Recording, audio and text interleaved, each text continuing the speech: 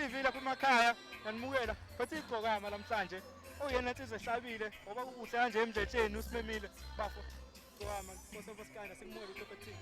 Yebo siyabikela insizwa kithi kunjani Hayi, nababukeli bakhe emakhaya.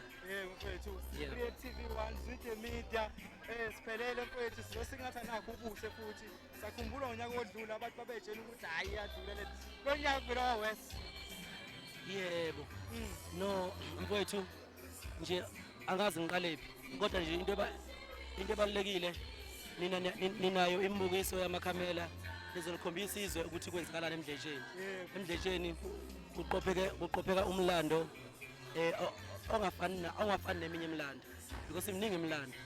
Mfowethu last year sasinabantu aba over 30,000 ababegcwele egcekeni laMashana. Ngabona nami ukuthi ayi la ngiyaphoqa lento ayikho ngoba angiyena umuntu okhonza ama event bengakho namanje angakhonzile yabo kodwa ngiphoqa isimo sobukhulu bebrand ukuthi akibe nayo event engiba nayo mhlawumbe ngaba nayo eThekwini bengaba nayo eGoli ngaba nayo eCape Town kodwa ngikhethe ukuthi ngiyenze endaweni esemakhaya la ngakhoyela khona ngalusa khona inkomo ukuze ngiphelelise ubuqhwaga bami ngoba into ezokwenzeka njengamanje ngicabanga ukuthi iyosala ngisho emlandweni ngisho izingane ziyosala iqhubeka nalento iyifa kodwa ukwazi ukuthatha ifa uyolifaka emabhida ngoba amabhida ingane zoziyibhuka ingabhukeki uthi uyayibhuka iCaras Fountain ingabhukeki kanjalo futhi eGoli neFNB uthi uyayibhuka ingabhukeki athi uyayibhuka uChris Brown ibhukeke so la kusemakhaya iground lomphakathi leli kodwa engilethe kulobuhle namabhilidi.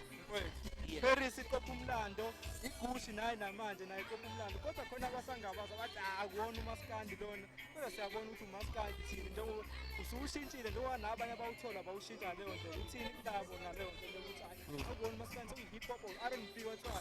Yebo mfowethu angiyena umuntu ohlala kakhulu endaweni zokuxhumana nalapho kubhuduzela khona abantu so lezo bhudu umthandeni ngicula uMaskandi wami njengomthandeni ongisebenzelayo futhi mina njengomthandeni indlela engenza ngayo njengomthandeni ngikuze ngithandwe ngabantu angeke ngiyishintshe ngenze ngendlela yabantu abanesigcwagcwa kubantu ngoba kusho ukuthi nami ngizoba nani nesigcwagcwa kubantu so yilokho nje okubalekile. Mfethu asikubongele ngegusha eqopha umlando asihlanganisa nonyaka mfethu okhosini siyabonga isebenze kakhulu yonke indawo ama-streams ihambela yodwa sikade umzila nawo usali ngaphandle bonke basho njalo siyabonga. Thank you. Sibonga kakhulu ngiyabonga bafethu.